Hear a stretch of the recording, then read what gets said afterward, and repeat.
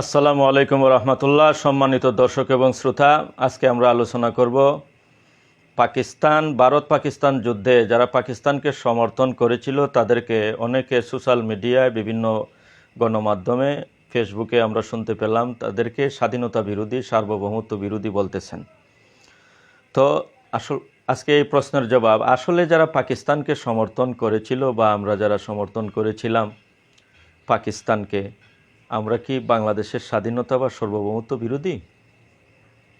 ঠিক আছে, পাকিস্তান ভারত যুদ্ধ হয়েছে, এই কারণে যদি পাকিস্তান যারা সমর্থন করেছে, পাকিস্তানকে যারা সমর্থন করেছে তারা যদি বাংলাদেশের স্বাধীনতা বিরোধী হয়, পাকিস্তান যেমন ভিন্ন রাষ্ট্র, বাংলাদেশ যেমন পাকিস্তানের কোনো অঙ্গরাজ্য নয়, স্বাধীন রাষ্ট্র, ঠিক তেমনিভাবে যারা বলেন পাকিস্তানকে সমর্থন করার জন্য আমরা স্বাধীনতা বিরোধী, তার কাছে আমাদের প্রশ্ন, বাংলাদেশ কি ভারতের অঙ্গরাজ্য?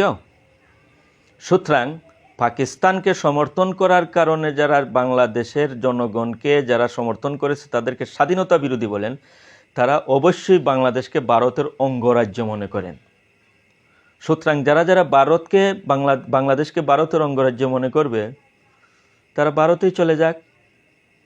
যদি পাকিস্তান সমর্থন করলে স্বাধীনতা বিরোধী হয়, সেম ভারতকে সমর্থন করলেও তো স্বাধীনতা বিরোধী হবে, সার্বভৌমত্ব বিরোধী হবে।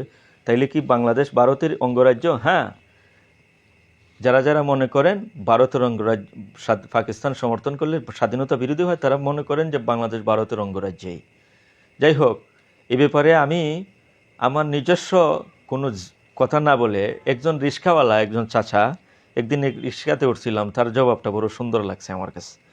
ইনি বলেছিল, দুই ভাইয়ের ঝগড়া করতেছে, তখন বড় ভাইরা সংসারের মধ্যে অধিকাংশই জালিম থাকে, ছোটো ভাইকে নির্যাতন করতেছে। পাশের বাড়ির এক মুরব্বী এসে বলতেছে, হ্যাঁ তুই তারে মারস কা?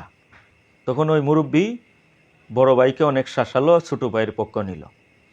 এরপর থেকে দেখা যায় বড় ভাইয়ের পিটুনি থেকে ছোটো ভাইকে বাঁচাইছে নির্যাতন থেকে। এরপর থেকে দেখা যায় ওই মুরব্বী সাহেব ছোটো ভাইকে গোলামের মতো মনে করে, তুই আমার খেতে খামলা দিতে হবে, তুই আমার কাজ করে দিতে হবে। বলে, চাচা কেন? বলে, তোর বড় ভাই পিটাইছিল, তোরে যে বাঁচাইছিলাম। সুতরাং স্বাধীনতা যুদ্ধে পাকিস্তান বাংলাদেশ যখন যুদ্ধ হয়েছিল 71-এ, তখন অবশ্যই ভারত আমাদেরকে বাংলাদেশকে সহায়তা করেছে, মুরব্বিয়ানা করছে, পাশের বাড়ির মুরব্বির মতো। তাই বলে যদি ইন্ডিয়াওয়ালারা, দিল্লি যদি মনে করে যে ঢাকা এবং বাংলাদেশ তাদের গোলামি করবে, তা কি কখনো হয়? এটা তো সেই বাড়ির মুরব্বির কথার মতো। যাই হোক, ছোটো ভাই দীর্ঘদিন পরে বুঝতে পারলো, মুরব্বির গোলামি করতে করতে একসময় বুঝতে পারলো, আমি আর কতদিন গোলামি করব। তুমি মুরব্বিয়াতা করছো, এই জন্য আমি তো তোমার গোলাম হয়ে যাই নাই। ঠিক তেমনি হবে আমরা বাঙালি, ভারত আমাদেরকে স্বাধীনতা যুদ্ধে অবশ্যই তারা সাহায্য করেছে, তাই বলে আমরা কি তাদের গোলাম হয়ে থাকব? শোনেন, বাংলাদেশ যেমন পাকিস্তানের অঙ্গরাজ্য নয়, ভারতের অঙ্গরাজ্য নয়। ভারতকে সমর্থন করলে হয়তো স্বাধীনতা বিরোধী হবে, পাকিস্তানকে সমর্থন করলে যদি স্বাধীনতা বিরোধী হয়, আসলে ব্যাপারটি এই জায়গায় নয়। অবশ্যই আমরা কাহারও অঙ্গরাজ্য বাংলাদেশ, এটা আমরা মানি না। বাংলাদেশ স্বাধীন রাষ্ট্র। তবে ভিন্ন দুটি রাষ্ট্র যখন যুদ্ধে লিপ্ত হবে, তখন এখানে একটা দেখার বিষয় হলো, শরীয়তের দৃষ্টিকোণ থেকে রাজনৈতিক দৃষ্টিকোণ বাদ দেন। আপাতত রাজনৈতিক তর্ক বিতর্ক থাকবেই, কেউ পাকিস্তানের পক্ষে থাকবে, কেউ ভারতের পক্ষে থাকবে, কেউ বিপক্ষে থাকবে। এখন ধর্ম কি বলে? দুটি রাষ্ট্র যখন সংঘর্ষে লিপ্ত হয়ে যায়, দুটি ব্যক্তি, দুটি জনগোষ্ঠী, অথবা দুটি গ্রাম, তখন আমরা ইসলাম এবং মুসলমান, ইসলাম আমাদেরকে কি সিদ্ধান্ত দেয় মুসলমান হিসেবে, এটা অবশ্যই প্রত্যেকটা মুসলমান হিসেবে জানা কর্তব্য। হুজুরে পাক সাল্লাল্লাহু আলাইহি ওয়াসাল্লাম সহিহ বুখারী শরীফের 6170 নং হাদিস, সহিহ বুখারী শরীফের আবারও বলছি 6170 নং হাদিসের মধ্যে আল্লাহ রসুল ইরশাদ ফরমান, আল মারউ মা'a মান আহাব্বা, ব্যক্তি তার সাথেই থাকবে দুনিয়াতে, হাসরে, সব জায়গায়, যে যাকে ভালোবাসছে। সুতরাং যারা গোবরখোর এবং সেনাখোরদেরকে ভালোবাসেন, তাদের হাসর তাদের সাথেই হবে। আপনারা যারা ইন্ডিয়াকে এতই ভালোবাসেন, সেনাখোরদেরকে, গোবরখোরদেরকে, এদের সাথে আপনাদের হাসর হবে। আর কী বা বিবেক, যারা সেনা খায়, আপনি গরুর সিনা খান নাকি সেনা খান, এটা তো জানার বিষয় আছে। আপনি যারা গরুর সিনা খান তারা সেনাখুরদেরকে সমর্থন করতে পারে না, সেনাখুরদের বিজয়ে উল্লাসিত হতে পারে না। আল্লাহর নবী বলেন, যদি মুসলিম হও, মুসলিমকে ভালোবাসতে হবে, মুসলিমকে পছন্দ করতে হবে। আপনারা জানেন পাকিস্তান মুসলিম রাষ্ট্র, এবং ইন্ডিয়া যখন পাকিস্তানে হামলা করেছে, মসজিদে হামলা করেছে, এবং খোদ ইন্ডিয়ার ভিতরে কত শত শত মসজিদ মাদ্রাসা তারা গুড়িয়ে দিচ্ছে। তারপরে কি বাংলাদেশের কিছু মুদির প্রোডাক্ট মুসলমানের ঘরে জন্ম নিয়ে আবার ইন্ডিয়া তুলে মুখের মধ্যে জপতে জপতে ফেনা তুলবে? আপনারা কিসের মুসলমান?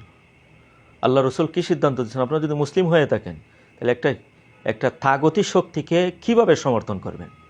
স্বাধীনতা যুদ্ধে তারা আমাদের অবশ্যই সহায়তা করতে পারে, মুরব্বিয়ানা করতে পারে, মুরব্বী হিসেবে বিচার করতে পারে, সাহায্য করতে পারে। এই জন্য চিরদিন পর্যন্ত গোলাম থাকবো? গোলাম হয়ে থাকবো? আমরা পাকিস্তানেরও গোলাম হতে চাই না, ইন্ডিয়ারও গোলাম হতে চাই না। তবে ইসলাম কি বলে, নবী কি বলেন? মুসলমানদের বিজয়ে উল্লাসিত হতে হবে, মুসলমানদের উপর আঘাত আসলে অন্তরে আঘাত লাগতে হবে। সুতরাং মসজিদ মাদ্রাসা যারা ভাঙে, মসজিদ মাদ্রাসা যারা ঘুরিয়ে দেয়, তাদের পক্ষ সমর্থন করা কখনো ইমানের দাবি হতে পারে না। কারণ আল্লাহ রসুল বলেছেন, আলমার উমান মা মানা হাব্বা, ব্যক্তি যাকে ভালোবাসবে তার সাথে তার হাসর হবে। সুতরাং ইন্ডিয়াকে ভালোবাসেন, ইন্ডিয়ার তাগতি শক্তি এবং সেনাকুর গোবরকুরদের সাথে আপনার হাসর হবে, জেনে রাখবেন। আল্লাহ রসুল সাল্লাল্লাহু আলাইহি সাল্লাম আরেক হাদিস সহিহ বুখারী শরীফের 6011 নং হাদিসে আল্লাহ রসুল বলেন, আল মুসলিমুনা কারাজুলিন ওয়াহিদিন। তাম পৃথিবীর, ইন্ডিয়া, বাংলাদেশ, পাকিস্তান বলতে কিছু নেই, অল পৃথিবী, অল ওয়ার্ল্ডের সকল মুসলমান, ইসলাম যারা মানে সকল মুসলমান, কারাজুলিন ওয়াহিদিন, এক ব্যক্তির বডির মতো। ইনিস্তাকা আইনুহু ইস্তাকা কুল্লুহু, ওয়াইন ইস্তাকা রাসুহু ইস্তাকা কুল্লুহু। আল্লাহ রসুল বলেন, যদি তার মাথা ব্যতীত হয়, তামাম শরীর ব্যতীত হয়ে যাবে। একই বডির মধ্যে যদি একটা চোখ ব্যতীত হয়, তখন তামাম শরীর ব্যথা অনুভব করে ব্যতীত হয়ে যায়। সুতরাং তামাম বিশ্বের যে কোনো দেশে, পাকিস্তান, ইন্ডিয়া, বাংলাদেশ, ভারত, আপনার আফগানিস্তান, ইউরোপ কান্ট্রি, আপনার সাউথ আমেরিকা, নর্থ আমেরিকা, যেথায় সেথায় কোনো মুসলমান যদি আঘাত পায়, মুসলমানের উপর হামলা হয়, মুসলমান ব্যতীত হতেই হবে, কারণ এক দেহের মতো।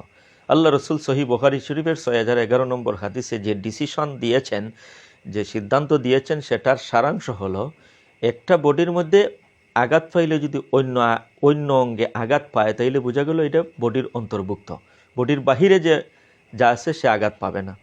সুতরাং আপনি যদি ইসলামের বডির ভিতরে আসতে চান, মুসলমানদের উপর হামলা হলে এই হামলাকে আপনি সমর্থন করতে পারেন না, মুসলমানদের পক্ষ আপনার সমর্থন করতে হবে। পাকিস্তান মুসলিম রাষ্ট্র, মুসলিমদের উপরে হামলা হয়েছে, মসজিদে হামলা হয়েছে, আপনি যদি পাকিস্তানকে সমর্থন না করে ইন্ডিয়াকে সমর্থন করেন, তাইলে বোঝা গেল সহিহ বুখারী শরীফের 6011 নং হাদিসের দ্বারা আপনি ইসলামের বডির ভিতরে নন। ইসলামের বডির ভিতরে আসতে হলে মুসলমানদের উপরে আঘাত যদি কোনো তাগতি শক্তি করে, মুসলমানকে সমর্থন করতে হবে। সুতরাং পাকিস্তানকে যারা সমর্থন করছে তারা স্বাধীনতা বিরোধী যদি হয়, তাইলে আমরা খোলাসা কথা বলবো, যারা ভারতকে সমর্থন করেছে, বাংলাদেশের যে নামে মাত্র মুসলমান, নামের মুসলমান যারা ভারতকে সমর্থন করেছে, তারা দুই দ্রোহী, এরা স্বাধীনতাও বিরোধী। কারণ বাংলাদেশ স্বাধীন রাষ্ট্রকে তারা ভারতের অঙ্গরাজ্য মনে করতেছে, ভারতের অংশ মনে করতেছে। সুতরাং যারা ইন্ডিয়াকে সমর্থন করেছে, তারা স্বাধীনতাও বিরোধী, সার্বভৌমত্ব বিরোধী এবং ধর্মবিরোধী, এরা ধর্মদ্রোহী এবং দেশদ্রোহী। পাকিস্তানকে সমর্থন করলে যদি দেশদ্রোহী হয়, তাহলে ইন্ডিয়াকে সমর্থন করলে ধর্মদ্রোহীও, খোদাদ্রোহীও, দেশদ্রোহীও, ইসলামদ্রোহীও এবং স্বাধীনতা বিরোধী। এখন দেখেন কোনটা করবেন। আল্লাহ পাক রব্বুল ইজ্জত সকলকে বুঝার তৌফিক দিন।